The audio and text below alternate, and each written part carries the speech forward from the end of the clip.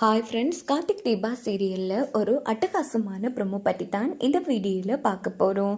அதுக்கு முன்னாடி நம்ம சேனலை சப்ஸ்கிரைப் பண்ணாதவங்க கீழே இருக்கிற சப்ஸ்கிரைப் பண்ணி கிளிக் பண்ணிவிட்டு பக்கத்தில் இருக்கிற பெல் பட்டனையும் கிளிக் பண்ணிடுங்க. சரி, வாங்க வீடியோக்குள்ளே போகலாம். இந்த ப்ரொமோ எப்படி ஸ்டார்ட் ஆகுதுன்னா, பாட்டி சாமுண்டீஸ்வரி வீட்டில் பேசிட்டு நேராக அவங்க வீட்டுக்கு வந்துடுறாங்க. நேராக வீட்டுக்கு போகாமல் என்ன பண்ணுறாங்கன்னா, கோவிலுக்கு தான் வராங்க. கோவிலில் ரொம்ப ஃபீல் பண்ணிகிட்ருக்காங்க. முருகா, எப்படியோ நான் என் பேரனுக்கு என் பேத்தி ரேவதியை பொண்ணு கேட்டு வந்துட்டேன். ஆனால் அந்த சாமுண்டீஸ்வரி என்னென்னா பொண்ணு கொடுக்க முடியாதுன்னு வாய் கிளியர் அளவுக்கு பேசிட்டு இருக்காப்பா.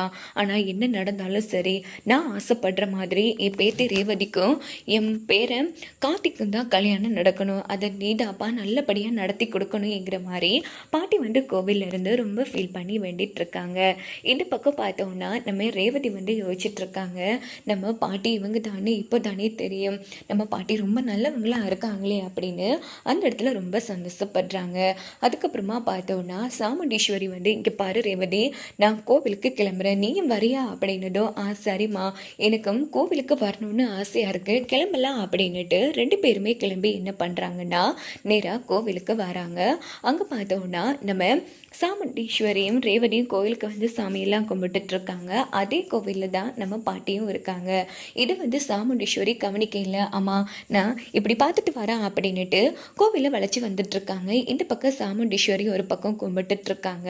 அப்படின்னு பார்த்து அதே இடத்துல பாட்டி நிற்காங்க. பாட்டியை பார்த்து ரேவதி ரொம்ப சந்தோஷப்படுறாங்க. பாட்டி அப்படின்னு சொன்னதும் இங்கே பார்த்தோன்னா நம்ம பாட்டி ரொம்ப சந்தோஷப்படுறாங்க. ஏம்மா என்னம்மா கோவிலுக்கு வந்திருக்கீங்க? அம்மா பாட்டி, எங்கள் கல்யாண பத்திரிக்கை கொஞ்சம் தவறுதலாக அடிப்பட்டதால் மறுபடியும் பத்திரிக்கையை அடிச்சுட்டு வந்திருக்கோம்.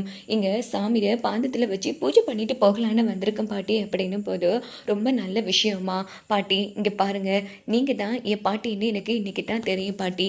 அதனால் கண்டிப்பாக நீங்கள் எங்கள் கல்யாணத்துக்கு வரணும். இந்தாங்க உங்களுக்கு தான் முதல் பத்திரிக்கை அப்படின்னு பத்திரிக்கை கொடுத்ததும் பாட்டி ரொம்ப சந்தோஷப்பட்டு அந்த பத்திரிக்கையை படித்து பார்க்குறாங்க.